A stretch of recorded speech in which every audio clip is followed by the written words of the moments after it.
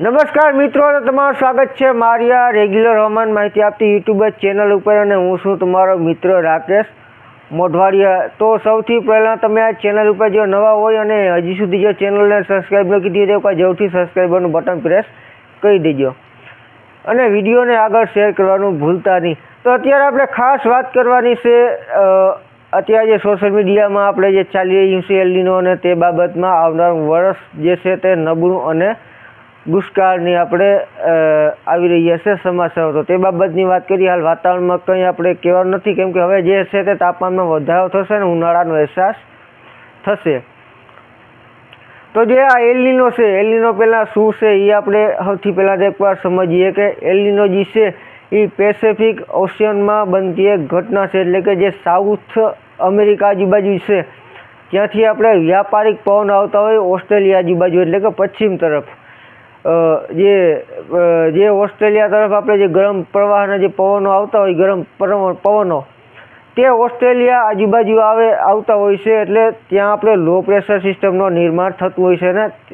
અને જે એ પવનો છે ત્યાંથી જ આપણે ઇન્ડિયાના મોસમમાં પણ ઇફેક્ટ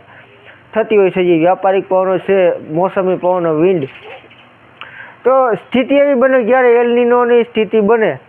એલ નીનોની સ્થિતિ બને એટલે જે પવનો આવતા હોય મજબૂત, જે ગરમ પવનો આવતા હોય આપણે ઓસ્ટ્રેલિયા તરફ,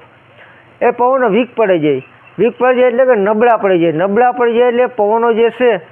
એ જે પશ્ચિમ તરફ આવતા હોય તે પવનો છે તે ત્યાં જ આપણે ઊંચા સડવા લાગે, વીક પડી જાય એટલે કે નબળા પવન પડી જાય। એટલે જે લો પ્રેશર સિસ્ટમ આપણે ઓસ્ટ્રેલિયા તરફ બનતી હોય, મજબૂત લો પ્રેશર સિસ્ટમ, તેમાં આપણે વીક થઈ જાય અને જે લો પ્રેશર સિસ્ટમ, જે હાઈ પ્રેશર છે તે આપણે સાઉથ અમેરિકા જેવું જે હાઈ પ્રેશર બનતું હોય ત્યાં આપણે લો પ્રેશર સિસ્ટમ છે તે બનવા માંડે, એટલે સિસ્ટમ બધી એલ નીનોમાં અવરી થઈ જાય, ઘણું બધું મોસમમાં આપણે ઉથલ પુથલ જે એલ નીનો સ્થિતિ સર્જાય એટલે આપણે થઈ જાય। તો આઈએમડીના જે ડેટા આગળના જોઈએ તો આપણે 123 વર્ષમાં લગભગ 23 વખત એલ નીનોની સ્થિતિ જે છે તે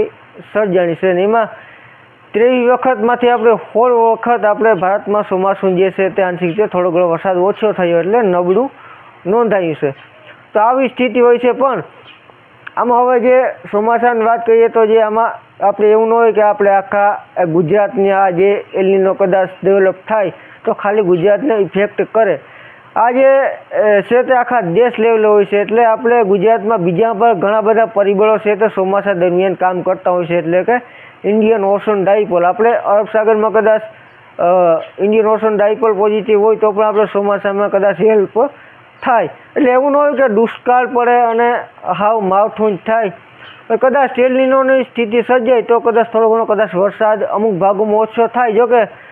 આ દેશ લેવલે ઇફેક્ટ હોય, કોઈ પણ રાજ્ય માટે ન હોય, એટલે હાવ એવું ન હોય કે ભાઈ એલ નીનો છે તો વરસ છે તે નબળું જ જશે અને માઠું જ થશે, પણ અમુક ટકા આવી રીતે આપણે ઇફેક્ટ જે છે એલ નીનો દરમિયાન થતી હોય છે। જો કે હાલ કોઈ ફિક્સ નથી હજુ કંઈ એલ નીનો બાબતનું, આગળ ડેટા આવશે એટલે ફરીથી આપણે ઉપલબ્ધ કરશું, પણ કદાચ જો એલ નીનો જેવી સ્થિતિ સર્જાય તો પણ હાવ એવું ચિંતા ત્યાંથી નથી કરવાની જરૂર કે ભાઈ વરસાદ થશે જ નહીં, વરસાદ કદાચ અમુક ટકા ઘટાડો નોંધાય પણ ખરો, પણ એવું નથી કે વરસાદ ન જ થાય, બીજા પર ઘણા બધા પરિબળો આપણે કામ કરે, એટલે બીજા પરિબળો જે હોય છે તેનાથી પણ આપણે વરસાદનો લાભ છે તે મળતો હોય છે આગળ। એટલે અત્યારે ખાસ કોઈ ચિંતા કરવાની એવી કોઈ જરૂર નથી કે ભાઈ એલ નીનો આવે છે તો વરસાદ થશે જ નહીં, આગળ જોશું, આ બધું કુદરતના હાથનો ખેલ છે અને શું સ્થિતિ થશે તે આપણે સમય આવશે એટલે જ ખબર પડશે। આભાર।